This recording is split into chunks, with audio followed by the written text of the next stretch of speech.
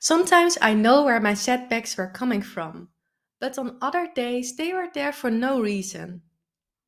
This was one of my biggest struggles, having a setback in my concussion journey and not knowing why.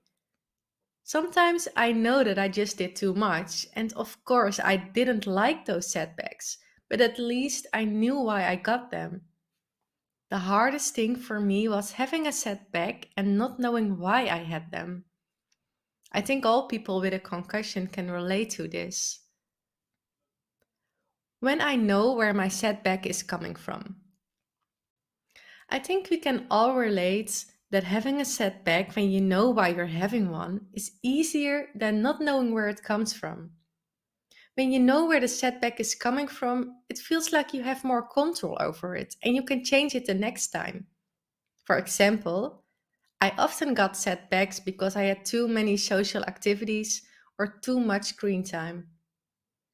Always when I feel good, I almost overdo myself because it always feels like I will never get a setback anymore. You maybe should say if you get them that often, you will know they are always around the corner. But trust me, you don't.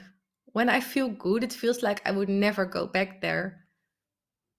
It's really hard to always need to find a balance between not doing too much and resting. It also feels like my limits are different every day, which makes it even harder to know when things are too much and when I need rest. Most of the time, it's already too late, and in the evening, I feel that the next day will be a setback day. In the beginning of my journey, I had setbacks sometimes for weeks. Now, 5 years later, most setbacks last for a day or a few days. I already got so many setbacks, but every setback feels like a completely new one because they are always there, really unexpected. Things that can cause me a setback: too much screen time, too many social appointments, nutrition, not eating healthy, drinking caffeine, too much noise or sounds, stress, even a small thing can cause me stress, not sleeping well, not being in my daily routine, like traveling, sleeping somewhere else. I'm sure I have forgotten many things in this list, but these are the main triggers for me. I try to avoid those triggers as much as possible, but sometimes you just can't, and sometimes some of these things are worth a setback.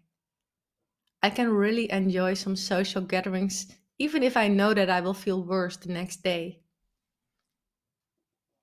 Some things are worth a setback.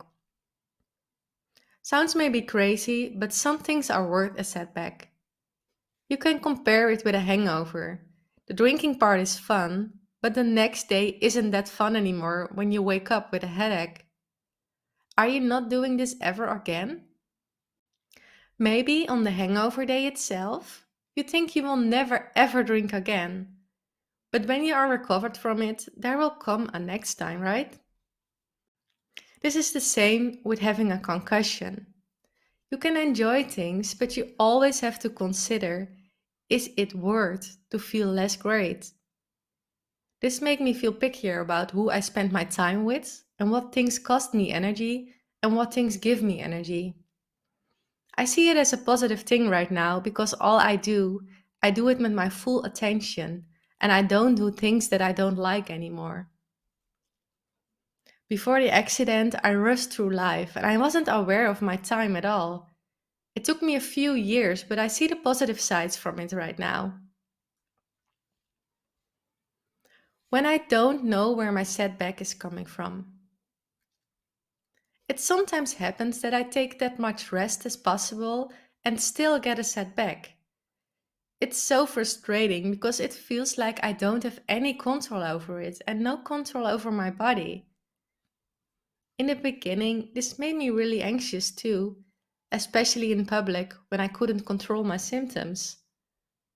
I just couldn't rely on my body anymore, which made it hard to plan something because I never knew how I would feel. Most of the time, when I have an appointment, I try to take as much rest as possible the day before, but still, this doesn't guarantee anything. And also, when I know I have something important, I really feel that I need to feel well that day. Of course, this pressure does not help. Every day you're waking up and you don't know how you will feel. It can be a good day, but it can be a bad one too. It's like a game of the unpredictable. In the beginning, this was way worse than it is right now, and my setbacks are less worse than I experienced during my first 2 years. So I still believe things will improve over time. It may be a slow process, but process is process. I tried not to fight against my setbacks anymore. As all people with a concussion know, it's really frustrating to get a setback, and I was always fighting against it. Always feeling so frustrated and trying to find out why this happens. Right now, when I have a setback, I try to give myself permission to rest and just accept that they are part of it. It's not easy at all, but it helps me to save some energy, my mood, and not to feel frustrated. This is something that I couldn't do right away. Was I able to just accept it easily? No, of course not. Setbacks are frustrating, and every time it happens, it feels like all my progress is gone. But it gets easier over time, and sometimes it feels like I need a setback to move forward again. How do I deal with it right now? I write down my wins, even the smallest ones, and I have my gratitude journal, what is really helping on those hard days. Have you tried this yet in your journey? Please do. I want to end this episode by letting you know that I received a lot of questions about what helped me in my journey. To answer all these questions, I wrote an ebook.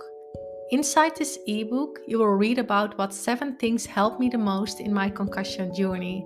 These 7 things helped me to reduce my fatigue, to have more energy, to improve my sleep, to feel less stressed, and to be able to exercise again.